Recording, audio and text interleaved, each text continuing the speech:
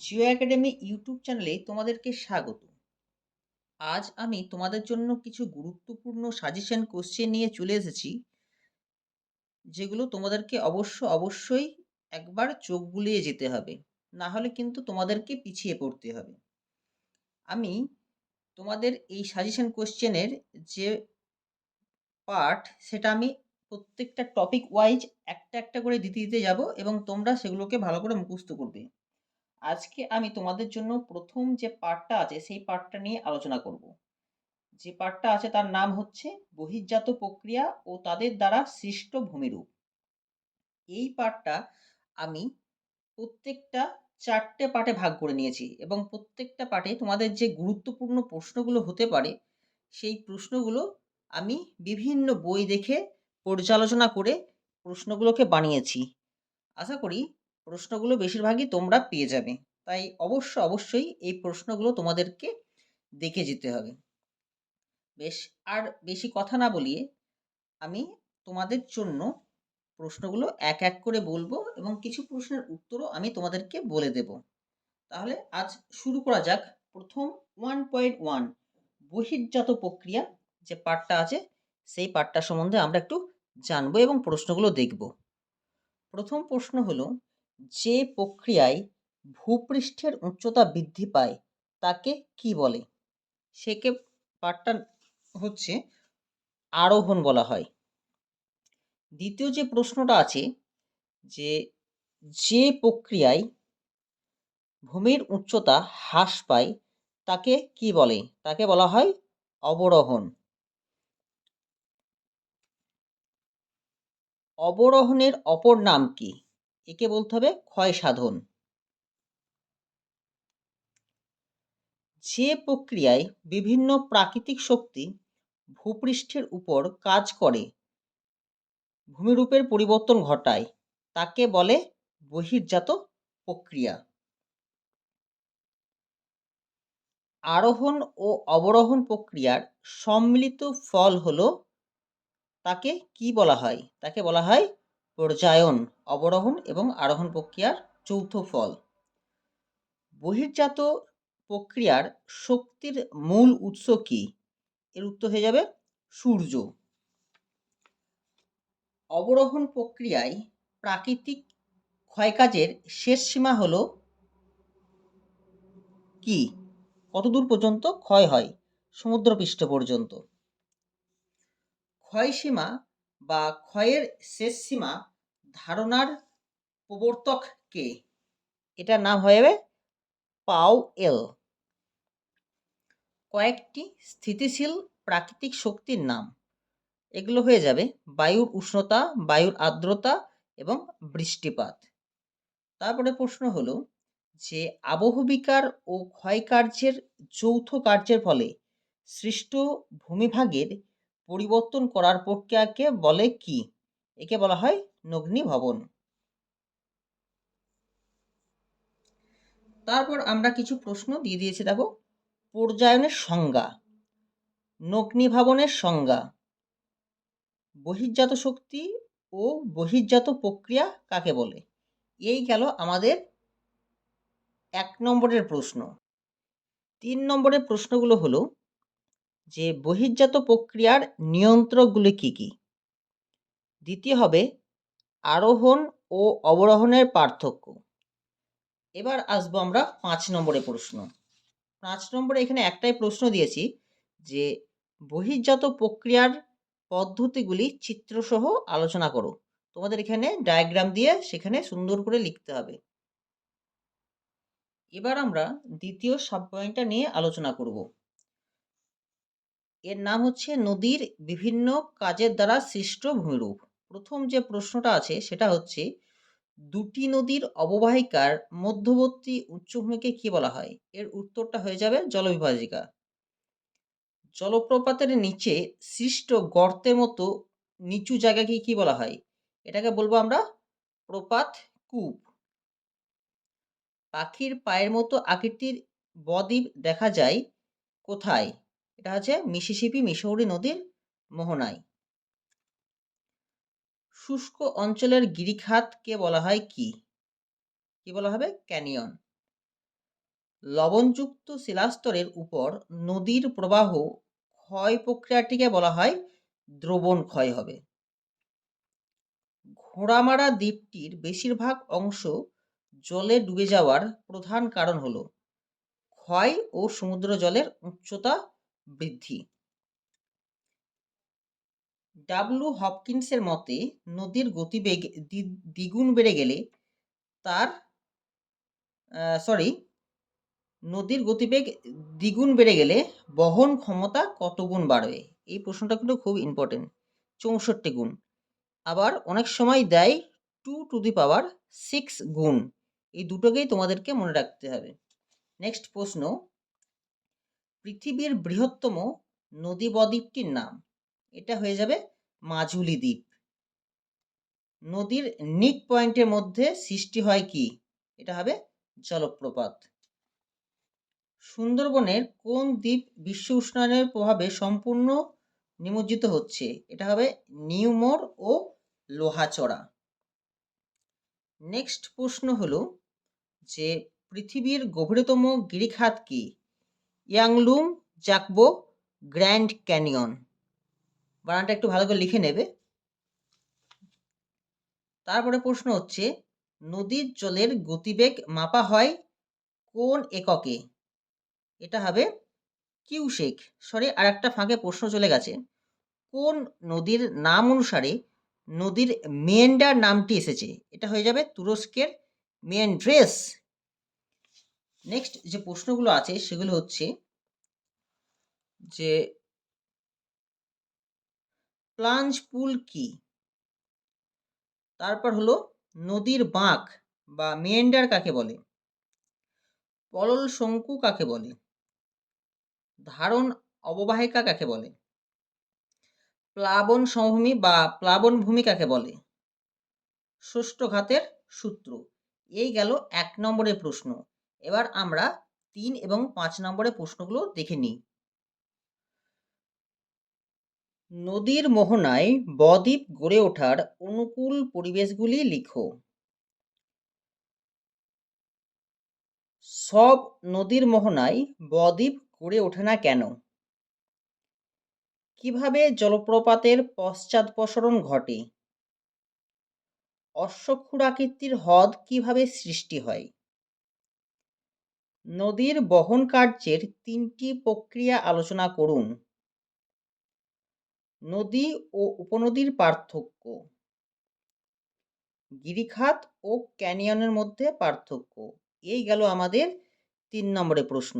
এবার আমরা 5 নম্বরে দুটো প্রশ্ন এখানে দিয়েছি। 1 নম্বর হচ্ছে পৃথিবীব্যাপী জলবায়ু পরিবর্তন কিভাবে সুন্দরবনকে প্রভাবিত করছে? উদাহরণ সহ আলোচনা করো। 2 নম্বর প্রশ্ন হলো মধ্যগতিতে নদীর ক্ষয়কার্যের ফলে সৃষ্ট 3টি ভূমিরূপ আলোচনা করো। এই গেল আমাদের 2য় নম্বর সাব পয়েন্ট। এবার আমরা 3য় নম্বর যে সাব পয়েন্ট আছে সেটাকে নিয়ে আলোচনা করব। এবার আমরা যে বিষয়টা নিয়ে আলোচনা করব সেটা হচ্ছে হিমবাহের বিভিন্ন কাজ। হিমবাহের বহন, ক্ষয় এবং অবক্ষেপণ দ্বারা সৃষ্ট ভূমিরূপ সম্বন্ধে যে পার্টটা আছে সেটা নিয়ে আমরা আলোচনা করব এবং প্রশ্নগুলোকে দেখে নেব। প্রথমেই যে প্রশ্ন দেওয়া হয়েছে সেটা হলো যে হিমবাহ ও পর্বতগাত্রের মধ্যে যে সংকীর্ণ ফাঁক দেখা যায় তাকে কি বলে? একে বলা হয় বাগ স্ক্রু। হিমবাহ সৃষ্ট হ্রদকে কি হ্রদ বলা হয়? একে বলা হয় কারি হ্রদ। মহাদেশীয় হিমবাহের বরফ মুক্ত পর্বতশৃঙ্গকে কি বলে? এটাকে বলা হয় লুনা টাস্ক। 4 নম্বর প্রশ্ন হলো সমুদ্র উপকূল সংলগ্ন আংশিক জলপূর্ণ গিরিখাত বা নিমজ্জিত হিমবাহ উপত্যকাকে কি বলা হয়? এটা হয়ে যাবে ফিওর্ড। পৃথিবীর বৃহত্তম উপত্যকা হিমবাহের নাম কি? এটা হয়ে যাবে আলাস্কার হুবার্ড। ভারতের বৃহত্তম দীর্ঘতম হিমবাহ কোনটি? এটা হয়ে যাবে সিয়াচেন। কেটল হ্রদের তলদেশে স্তরে স্তরে সঞ্চিত পলিকে কি বলা হয়? এটা হবে ভার্ব। দুটি কারির মধ্যবর্তী উচ্চ অংশকে কি বলা হয়? একে বলা হয় এরিটি। হিমবাহ পৃষ্ঠে আড়াআড়ি ও সমান্তরাল ফাটলগুলিকে কি বলা হয়? ক্রেভাস। তারপর হয়ে যাবে যে হিমালয়ে অবস্থিত একটি পিরামিড চূড়ার উদাহরণ দাও। এটা হবে নীলকণ্ঠ শৃঙ্গ। 11 নম্বর প্রশ্ন, পৃথিবীর বৃহত্তম মহাদেশীয় হিমবাহটির নাম কি? মহাদেশীয় হিমবাহ হলে ল্যাম্বার্ট লিখতে হবে। সিয়াচেন হিমবাহ কোন পর্বতে অবস্থিত? এটা হয়ে যাবে কারাকোরাম পর্বতে সিয়াচেন পর্বত অবস্থিত। আলাস্কা পৃথিবীর বৃহত্তম পাদদেশীয় হিমবাহের নাম কি? এখানে হবে মালাস্পিনা। ঠিক আছে। 14 নম্বর হয়ে যাবে যে হিমবাহের যে নিমজ্জন সেটা 1/10 ভাগ জলে ডুবে থাকে। ঠিক আছে, এই গেল আমাদের হিমবাহের 1 নম্বরের প্রশ্নগুলো, এবং 2 নম্বর এবং 3 নম্বর এবং 5 নম্বরের প্রশ্নগুলো এবার আমি পরপর বলতে বলতে যাব, তোমরা দেখে নাও। প্রথমেই বলবো আমরা বাগ স্ক্রু কাকে বলে। দ্বিতীয় যেটা আছে পাদদেশীয় হিমবাহ কাকে বলে। তৃতীয় নম্বর প্রশ্ন, ডিমের ঝুড়ি বলতে কি বোঝো? হিমরেখা কাকে বলে? মোরেন কি কোথায় সৃষ্টি হয়, বা গ্র্যাব রেখা কি? ফিওর্ড কাকে বলে? নুনাটাস কি? রসে মাতানে কাকে বলে? এই গেল আমাদের 2 নম্বরের প্রশ্ন। এবার আমরা দেখব 3 নম্বরের প্রশ্ন। হিমরেখা সর্বত্র ও সর্বকাল স্থায়ী হয় না কেন? ঝুলন্ত উপত্যকা কিভাবে গঠিত হয়?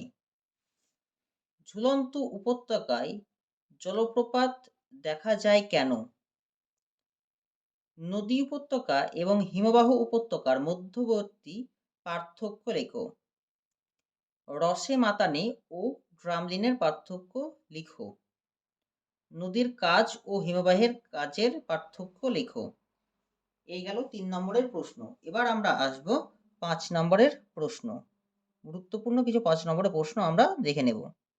প্রথমেই যে প্রশ্নটা দেওয়া হয়েছে সেটা হলো হিমবাহের কার্যের ফলে সৃষ্ট 4টি ভূমিরূপের চিত্রসহ বর্ণনা দাও।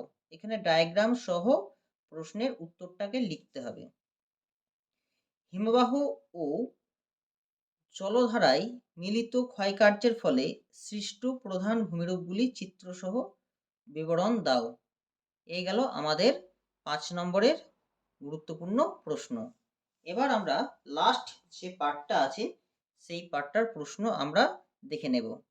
লাস্ট যে পার্টটা আছে তার নাম হচ্ছে বায়ুর কাজ দ্বারা সৃষ্ট ভূমিরূপ। আমরা জানি বিভিন্ন ভূমিরূপ সৃষ্টি করে বারখান, গৌড়, জিও, এগুলো সবই এই বায়ুর ঘূর্ণায়কার্যের ফলে সৃষ্ট ভূমিরূপ। প্রথমেই যে প্রশ্নটা আছে সেটা হচ্ছে বায়ুর সঞ্চয় কার্যের ফলে সৃষ্ট ভূমিরূপ এর উদাহরণ দাও। সাহারা মরুভূমির লবণাক্ত প্লায়া হ্রদগুলিকে কি বলে? এটাকে বলা হয় সটস। পেডিপ্লেনের উপর অবস্থিত অনুচ্চ টিলাগুলিকে কি বলা হয়? একে বলা হয় ইনসেল বার্জ। রাজস্থানের মরু অঞ্চলের ছোট বড় অগভীর জলপূর্ণ গর্তগুলিকে কি বলা হয়? একে বলা হয় প্লায়া। মরু অঞ্চলে বায়ুর ক্ষয়কার্যের ফলে গঠিত ব্যাং এর ছাতার মতো ভূমিরূপগুলিকে কি বলা হয়? একে বলা হয় গৌড়।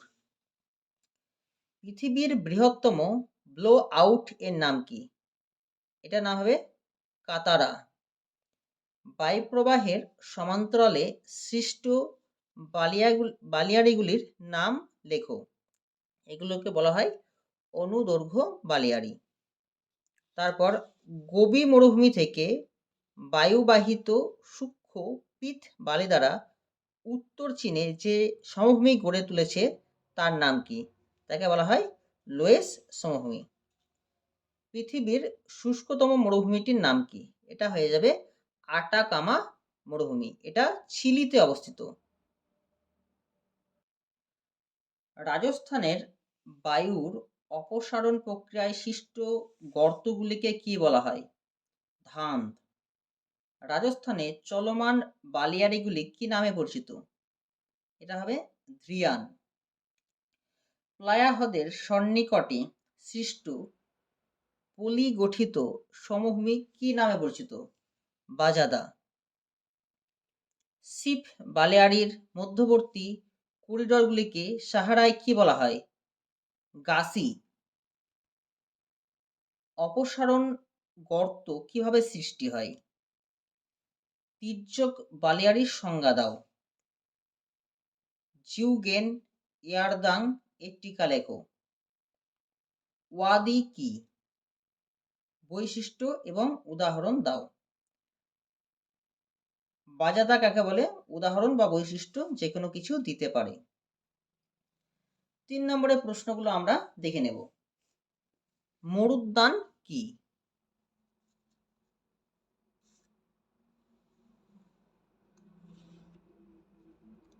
কিভাবে সৃষ্টি হয়? মরুভূমি অঞ্চলের বায়ুর কাজ প্রাধান্য পায় কেন? মরু ও মরুপ্রায় অঞ্চলের বায়ুর কার্যের ফলে প্রাধান্যের দুটি শর্ত উল্লেখ করো। বারখান এর বৈশিষ্ট্য। অনুদৈর্ঘ্য ও বারখান বালিয়াড়ির মধ্যে 3টি পার্থক্য লেখো। বারখান ও সিপ বালিয়াড়ির মধ্যে পার্থক্য লেখো। এই গেল আমাদের কিছু গুরুত্বপূর্ণ 3 নম্বরের প্রশ্ন। এবার আমরা তোমাদেরকে 5 নম্বরে কিছু প্রশ্ন গুরুত্বপূর্ণ দিয়ে দেব।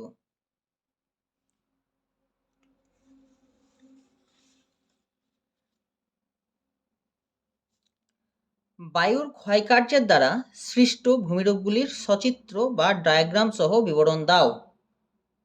বায়ুর সঞ্চয় কার্যের ফলে সৃষ্ট 3টি ভূমিরূপের চিত্রসহ আলোচনা করো।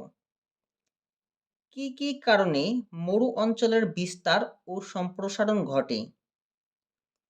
শুষ্ক অঞ্চলে বায়ুর জলধারায় মিলিত কার্যের ফলে সৃষ্ট ভূমিরূপগুলি সম্বন্ধে লেখো। এই গেল আমাদের যে আজকের প্রথম যে পার্ট, সেই পার্টের কিছু সাজেশন। আশা করি এই প্রশ্নগুলো তোমরা করলে বেশিরভাগই কমন পেয়ে যাবে। এবং এই প্রশ্নগুলো তোমরা যদি প্রশ্নগুলোর উত্তর সব জায়গায় না পেয়ে থাকো, তাহলে আমি তোমাদেরকে ডেসক্রিপশন বক্সে হোয়াটসঅ্যাপ নাম্বার দিয়ে দেবো। সেই নাম্বারে তোমরা প্রশ্ন লিখে পাঠিয়ে দেবে। আমি তোমাদেরকে যথাযথ উত্তর লিখে তোমাদেরকে পাঠিয়ে দেবার ব্যবস্থা করব। ধন্যবাদ। আশা করি নেক্সট যে সাজেশনগুলো আসবে সেগুলো তোমরা দেখবে।